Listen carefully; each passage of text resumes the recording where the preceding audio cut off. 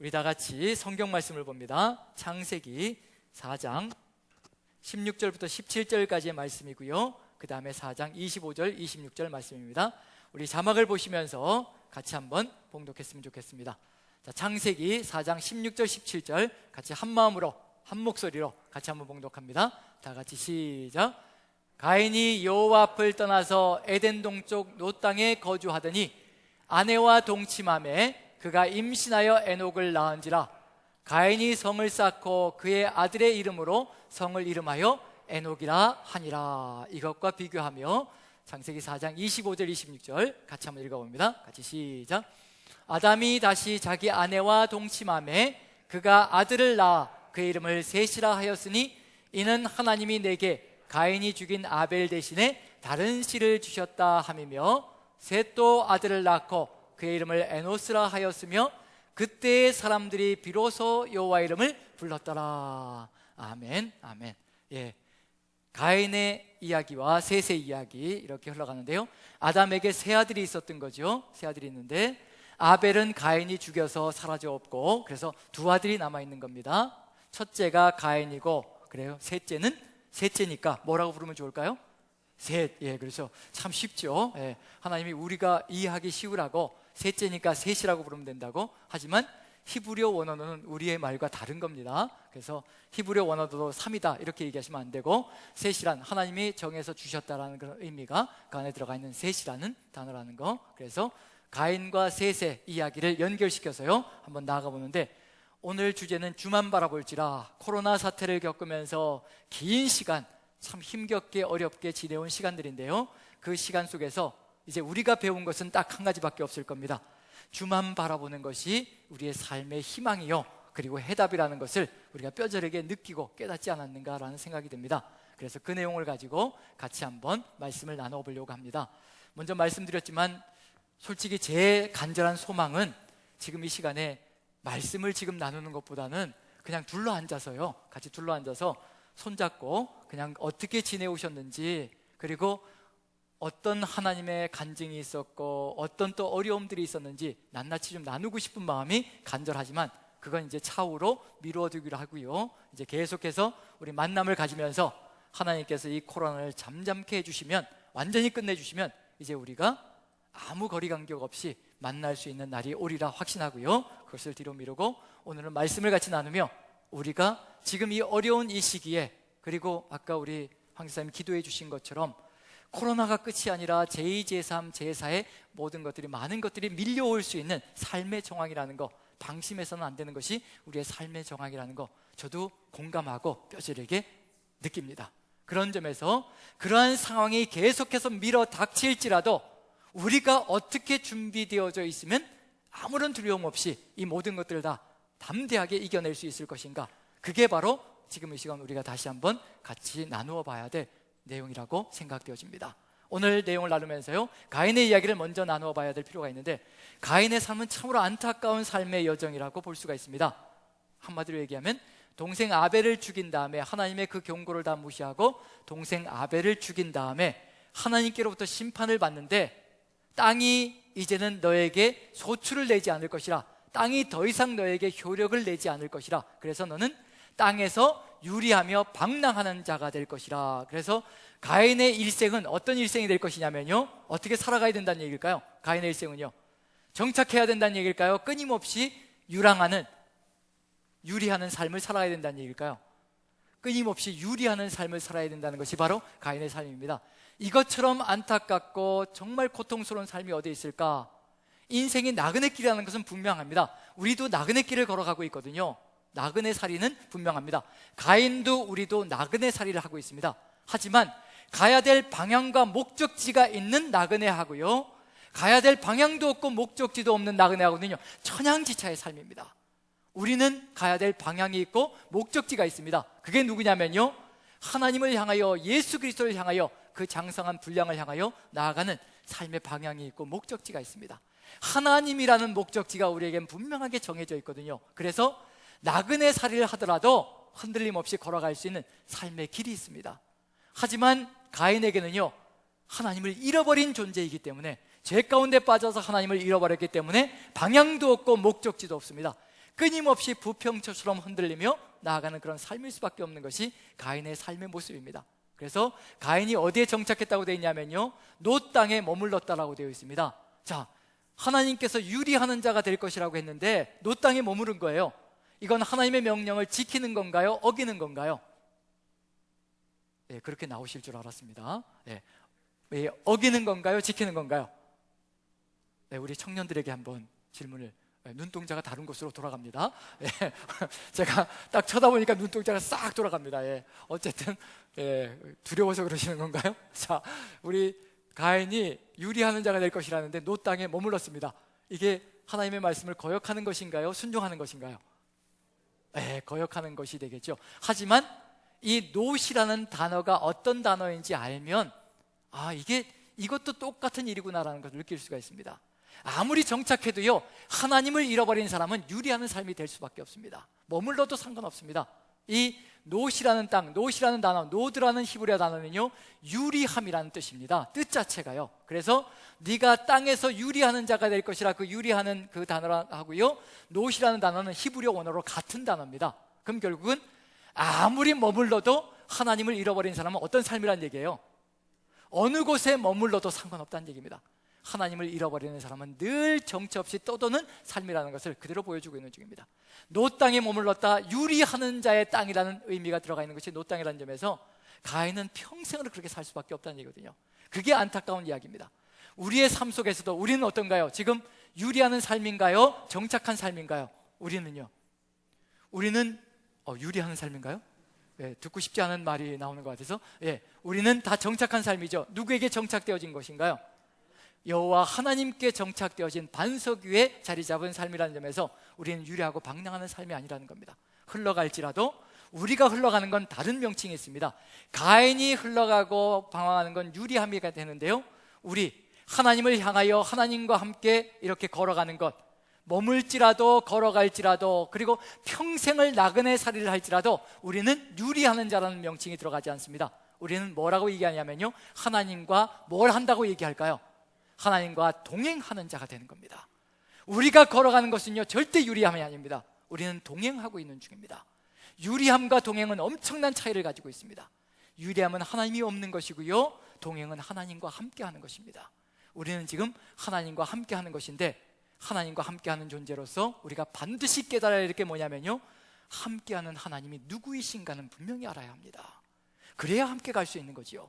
뜻이 맞아야 함께 갈 수 있잖아요. 뜻이 맞지 않으면 절대 함께 갈 수가 없습니다. 그래서 다음 주에는 우리가 하나님과 동행하는 자라면 하나님과 어떻게 뜻을 맞춰가야 될 것인가, 어떤 뜻이 맞아야 될 것인가, 그걸 이제 같이 살펴봐야 될 필요가 있습니다. 왜냐하면 다음 주에는 에녹의 이야기, 몇 년 동안 동행했다고요? 에녹이요? 300년 동안 동행했답니다. 가인은 평생을 유리하는 자가 되었다면요, 에녹은 300년 동안 하나님과 동행하는 겁니다. 그게 우리의 삶이 되어야 하거든요. 그런 점에서 뜻이 맞지 않으면 절대 함께 할 수 없다는 점에서 하나님의 뜻을 알아가는 것, 그것이 다음 주에 우리가 한번 살펴봐야 될 내용이고요.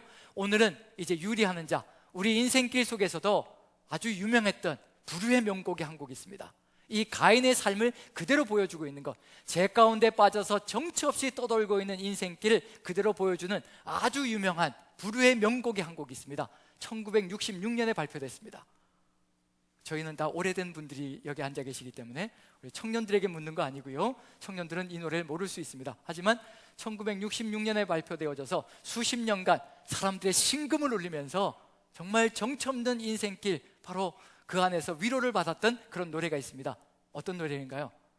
최희준 씨의 그렇죠. 인생은 나그네 길이 제목이 아니라 하숙생이 제목입니다.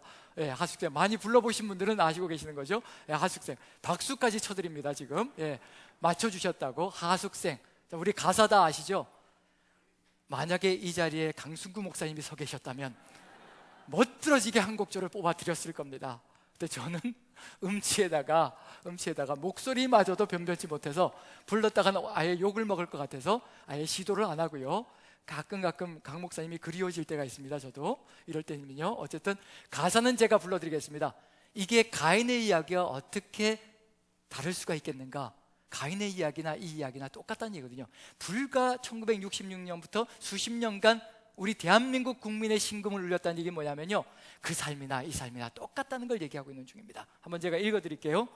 한번 잘 들어보시고 묵상을 해보시기 바랍니다. 자, 제가 읽습니다. 인생은 나그네 길, 어디서 왔다가 어디로 가는가. 구름이 흘러가듯 떠돌다 가는 길에 정일랑 두지 말자, 미련일랑 두지 말자. 인생은 나그네 길, 구름이 흘러가듯 정처 없이 흘러서 간다. 그리고 2절도 이 내용과 유사한데요, 2절의 맨 마지막은 1절은 정처 없이 흘러서 간다, 2절의 맨 마지막은 소리 없이 흘러서 간다. 잭소리도 못하고 흘러서 간다. 이 노래입니다. 이게 그렇게도 사람들의 심경을 울렸습니다. 수십 년 동안이요. 그리고 사람들의 눈물을 흘리게 만들었습니다. 이게 가인의 이야기인데 자신의 이야기로 받아들이고 있는 중입니다. 하나님 없이 살아가다 보니까 이 노래가 자기의 인생길을 갖고 자기의 마음인 것 같고, 그러다 보니까 이 노래가 심금을 울리는 안타까운 일이 벌어집니다. 정처 없이 흘러서 가는 겁니다. 이게 노래의 끝이라는 겁니다. 정처 없이 흘러서 가는 거예요. 하지만 우리는 절대로 이렇게 정처 없이 흘러가서는 안 된다는 겁니다.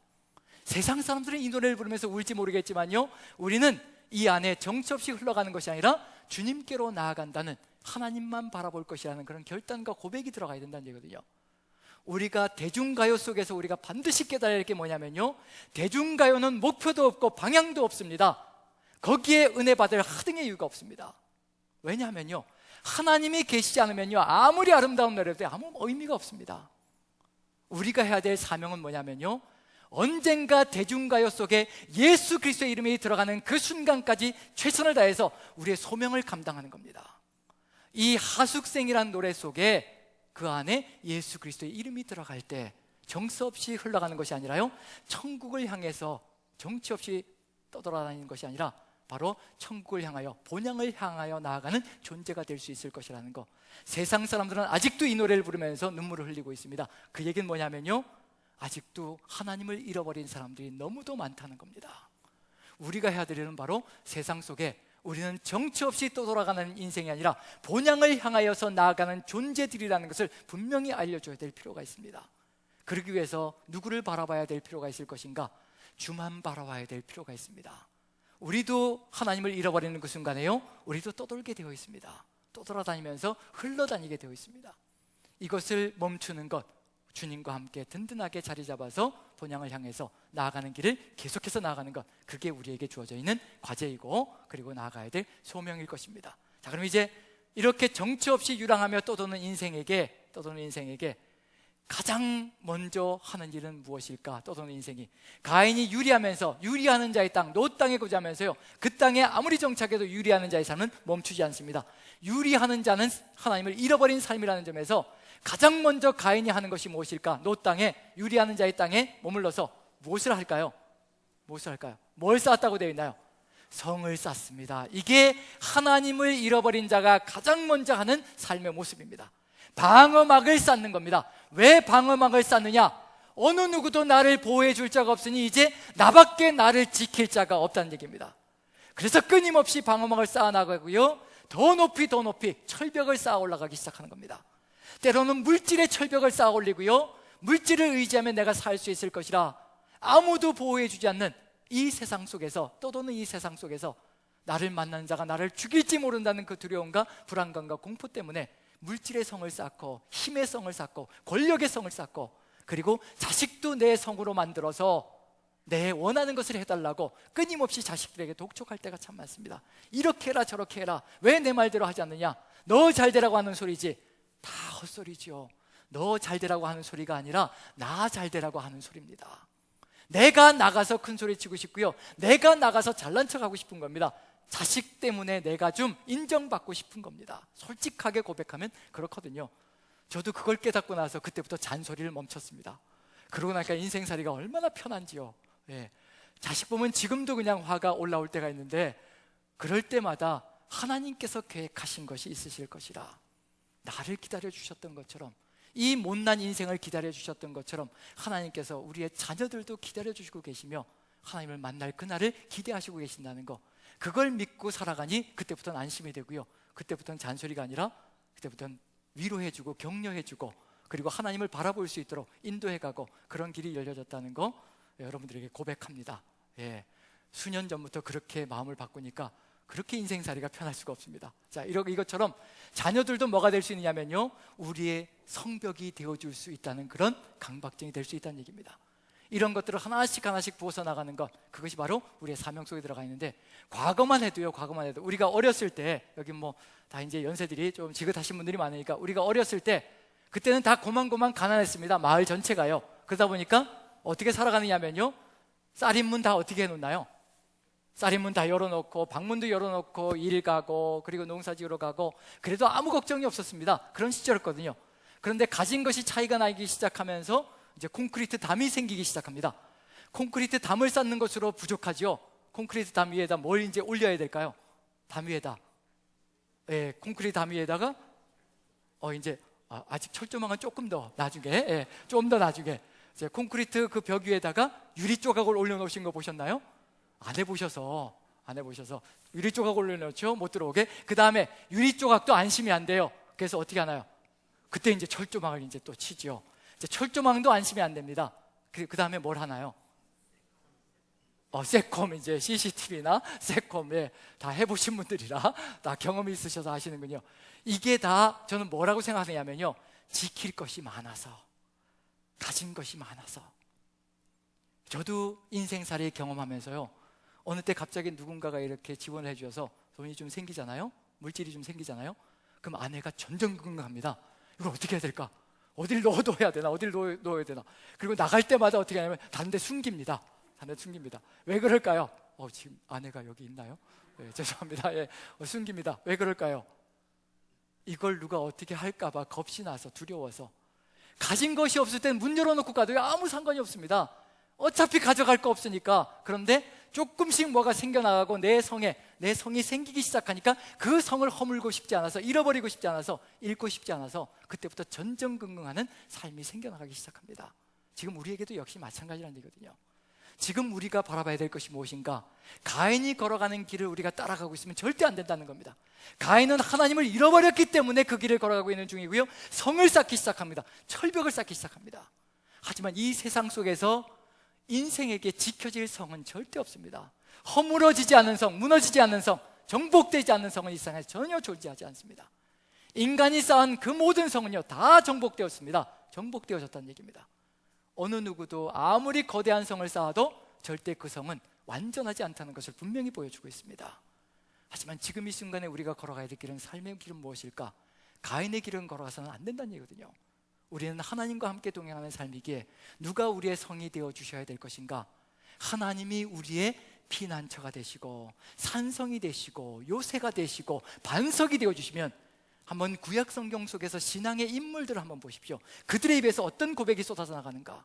모세 입에서 쏟아져 나가는 고백, 그 다음에 다윗의 입에서 쏟아져 나가는 고백을 보십시오.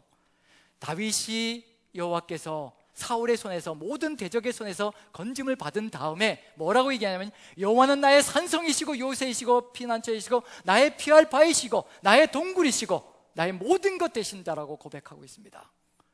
사울에게서 자신을 보호해주고 대적들이 자신을 치는데 보호해 주신 것이 무슨 거대한 성이 아니라 바로 여호와 하나님께서 그와 같이 지켜주셨다는 고백이 쏟아져 나온다는 점에서, 우리가 지금 이 순간에 가져가야 될, 코로나가 아무리 극성을 부려대고 2차, 3차 코로나와 같은 그런 바이러스가 침범해 들어올지라도 우리의 삶 속에서 두려움 없이 걸어갈 수 있는 길, 그것이 어디에 있을 것인가?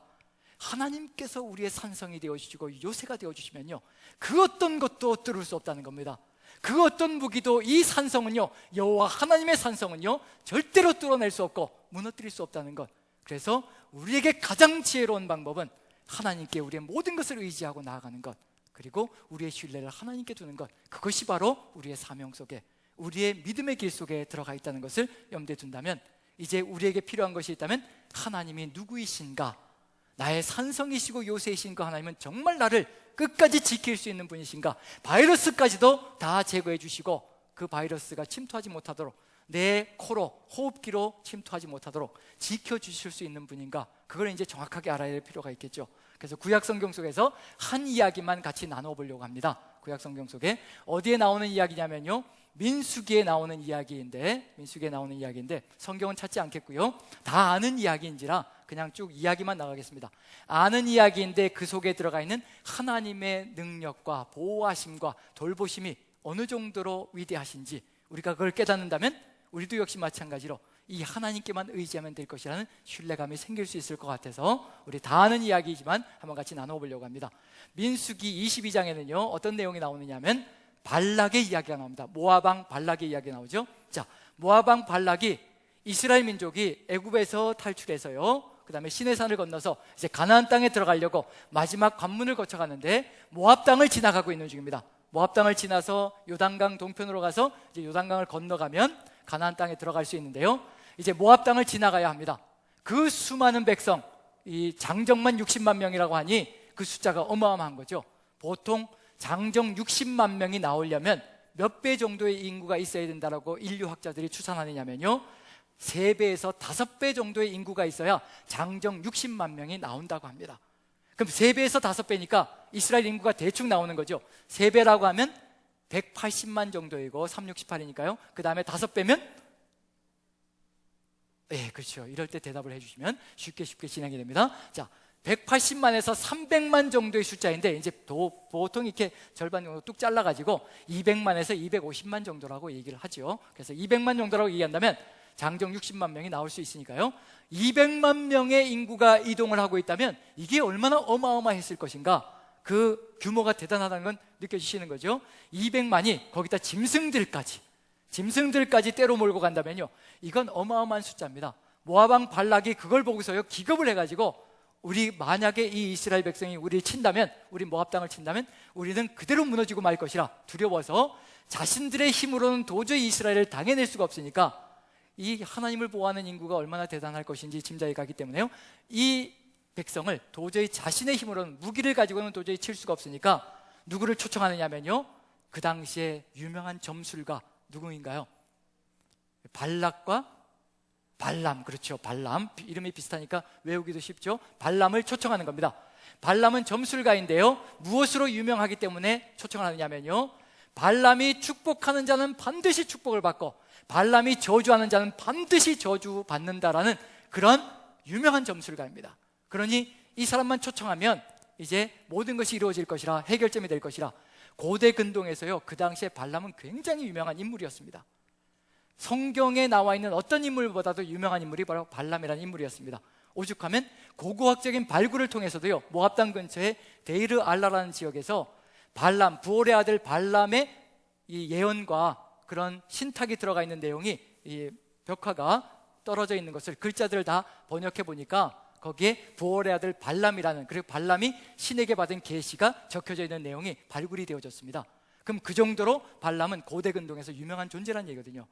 성경에만 나와 있는 것이 아니라 이미 세계사적으로도 고고학적으로 발굴되어진 인물이라는 점에서 그 정도로 유명한 인물인지라 이제 초청을 하는 겁니다. 이제 축복하는 자는 축복을 받을 것이고 저주하는 자는 저주를 받을 것이라. 우리 마음속에도 어떤 마음이 들어갈 수 있느냐면요, 우리도 자녀들의 축복받기를 원하면 누구에게 가면 될 수 있다는 느낌이 드나요? 이 발람은 축복하는 자는 반드시 축복을 받고 저주하는 자는 반드시 저주를 받는다. 그럼 우리도 누구에게 가고 싶은 마음이 드나요? 자녀들 데리고 손잡고 축복받게 하고 싶어서 발람에게 가는 그런 경우들도 간간히 있습니다. 우리가 좋아하는 게 있잖아요. 은사를 받으신 분들, 축복기도 해주시는 은사를 받으신 분들, 우리 자녀들도 데리고 가서 이제 그렇게 하고 싶은 마음이 간절히 들 때가 있는데, 발람이 바로 그런 능력을 가지고 있는 이제 초월자와 교통하는 존재였습니다.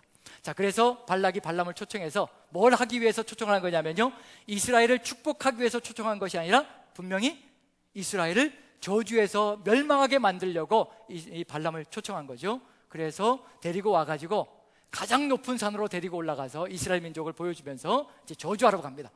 저주하라고 하는데 발람의 입에서 뭐밖에 나오지 않는 거예요. 저주가 아니라 뭐가 쏟아져 나가는 건가요? 이스라엘 민족을 향한 축복밖에 쏟아져 나가지 않습니다. 누가 지키신다는 건가요? 하나님께서 지키신다는 겁니다. 이 발락이 어느 산으로 데리고 올라갔는가?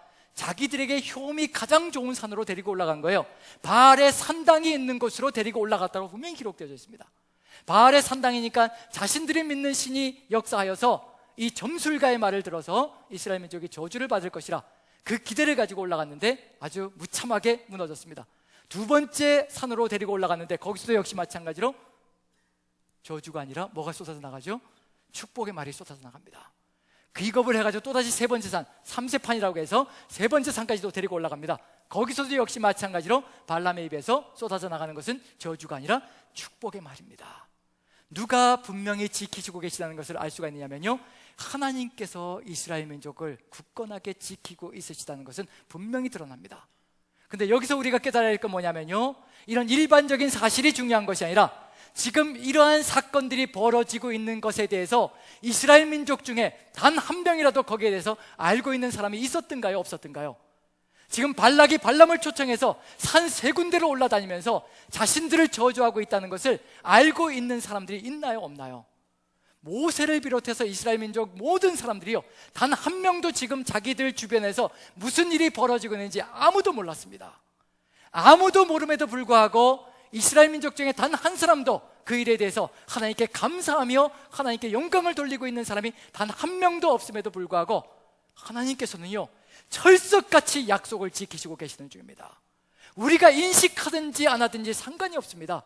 하나님께서 이스라엘 민족을 모세를 통해서 출애굽을 시킬 때요, 내가 내 백성의 고통과 근심을 알고 저들의 신음소리를 듣고 내가 내려가서 저들을 인도하여 낼 것이며, 그리고 내가 저들을 인도하여 광대하고 기름진 땅, 젖과 꿀이 흐르는 땅으로 내가 저들을 데려갈 것이라 이미 출애굽기에서 출애굽시키시며 그 약속을 주셨습니다.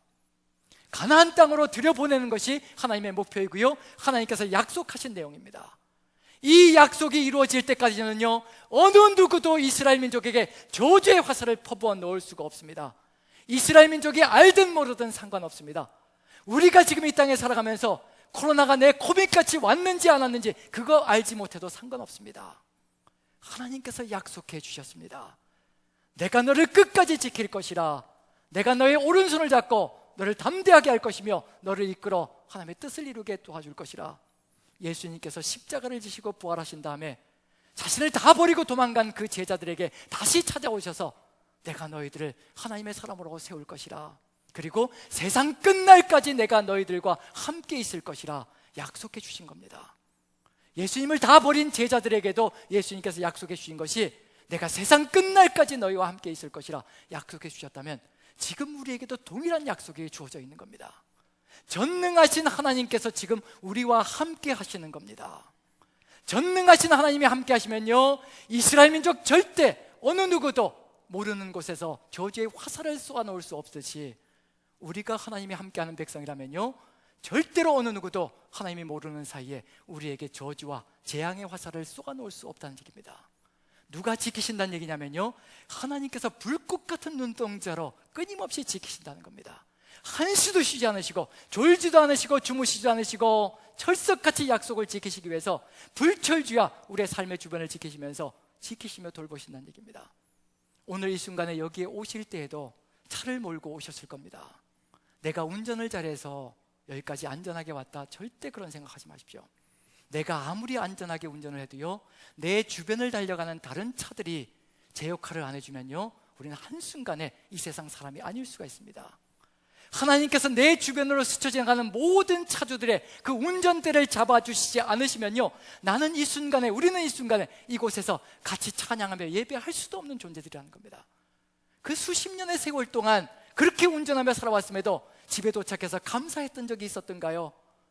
오늘도 하나님 내 주변에 지나가는 차들까지도 다 지켜주셨습니다. 제가 오늘 이 시간에 무사히 이 자리에서 집에서 가족과 함께 만날 수 있는 것, 주님께서 내 주변을 스쳐 지나갔던 모든 차주들의 핸들을 잡아주셔서 내가 안전하게 내 가족을 볼 수 있는 그 삶이 이루어졌습니다. 감사하신 적이 있었던가요? 당연한 것처럼 살아왔습니다.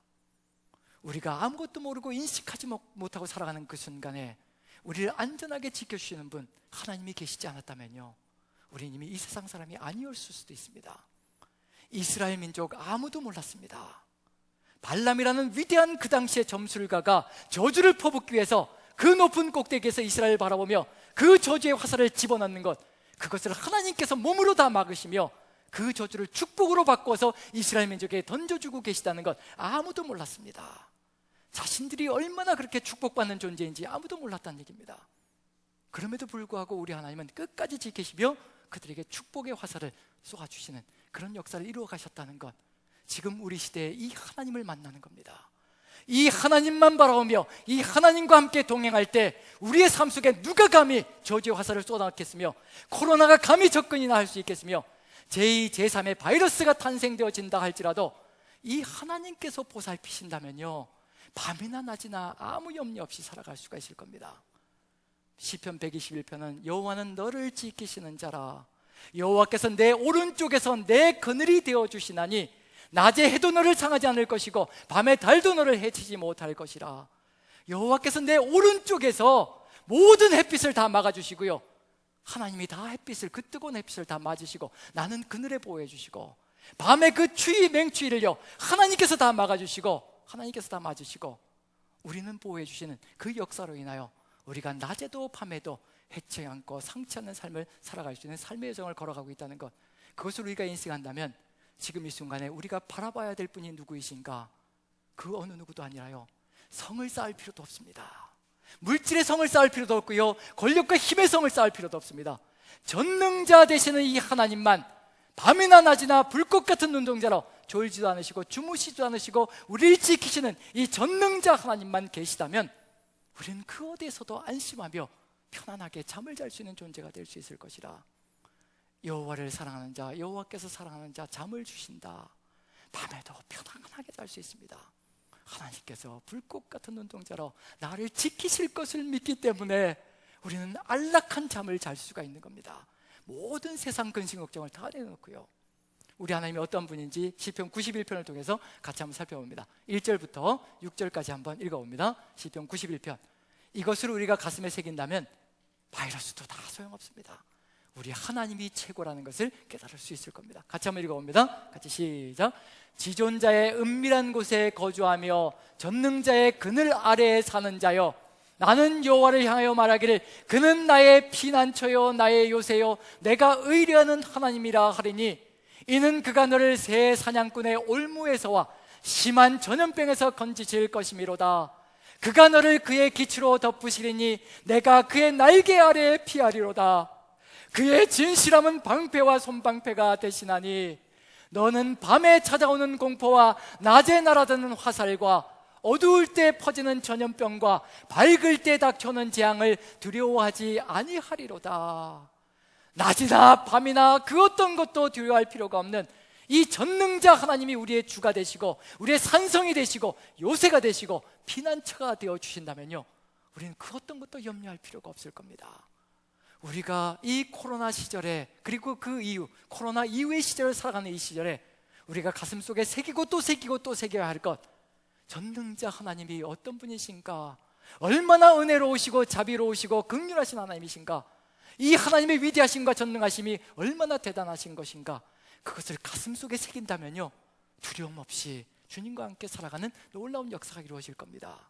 그래서 우리는 이 하나님과 만나게 되고 이 하나님과 동행하게 된다면요, 가인이 유리하며 노 땅에 거주하며 성을 쌓는 대신에 우리는 이와 같은 삶을 살아갈 겁니다. 이것이 우리가 걸어가야 될 삶이 될 겁니다. 창세기 아까 읽었던 것 두 번째 부분을 읽어봅니다. 창세기 4장 25절 26절 이것을 읽어봅니다. 자, 같이 한번 읽습니다. 시작. 아담이 다시 자기 아내와 동침하며 그가 아들을 낳아 그의 이름을 셋이라 하였으니, 이는 하나님이 내게 가인이 죽인 아벨 대신에 다른 씨를 주셨다 함이며, 셋도 아들을 낳고 그의 이름을 에노스라 하였으며 그때의 사람들이 비로소 여호와의 이름을 불렀더라. 아멘, 아멘. 가인은 아들을 낳고 에녹이라 이름을 짓고요, 아들을 낳고 그 다음에 성을 쌓았습니다. 하지만 셋은 아들을 낳고 이름을 에노스라 부르고 성을 쌓는 것이 아니라 여호와의 이름을 부르기 시작합니다. 에노스라는 이름 자체가요, 미력하고 미약하고 연약한 인생이라는 의미가 들어가 있습니다. 하나님이 없는 인생, 하나님을 버린 인생, 하나님께로부터 쫓겨난 인생, 하나님께로부터 떨려난 인생, 그렇게 유랑하는 인생, 그 인생은 에노이스일 수밖에 없습니다. 미약하고 미력하고 연약하고 어떤 질병에도 흔들릴 수밖에 없고 어떤 두려움과 공포에도 그 자리에서 무너져서 심령이 다 쏟아져 내리는 존재일 수밖에 없다는 것을 그대로 보여주는 것이 바로 에노스라는 이름입니다. 그 에노스라는 이름을 가지고 있는 인생이 가장 먼저 해야 될 일은 성을 쌓는 것이 아니라 성은 쌓아봐야 또 누군가가 무너뜨릴 것이니, 또 누군가가 공격해서 철저하게 짓밟아버릴 것이니, 절대로 무너지지 않는 성, 우리의 산성, 우리의 요새, 여호와를 붙드는 것, 그것이 우리에게는 가장 최고의 힘이라는 것을 깨닫는 겁니다. 여러분들에게 부탁드립니다. 우리가 지금 에노스라는 거, 코로나 바이러스 하나에도 지금 덜덜 떨며 마스크를 쓰고요, 이 거리 간격을 유지하면서 살아갈 수밖에 없는 존재들입니다. 코로나가 두려워서 그렇습니다. 우리가 도저히 당해낼 수가 없어서 그렇습니다.